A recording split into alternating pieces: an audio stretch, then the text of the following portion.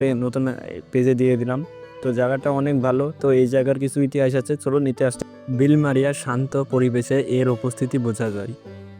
কয়েক শতাব্দী আগে সেই মহান সাধুর গল্প, তার ত্যাগ ও জ্ঞানের আলোয় বিলমারিয়ার চিত্রটা ভেসে উঠছে। আখড়ার 15 দেওয়াল বা ভাঙা নাগ মন্দির সেই সময়ের নীরব সাক্ষী।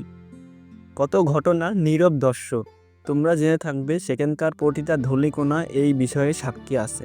বিভিন্ন সময়ে বহু জ্ঞানী গুণী মানুষ এই জায়গাটাই এসেছে। আজও পূজা পার্বণে ভক্তদের আনাগোনা এই জায়গাটাই দেখা যায়। এটি একটি সনাতন ধর্মীয় পরিচয়, বা এই জায়গাটায় সনাতন ধর্মের লোকেরা এই জায়গাটায় এসে থাকে।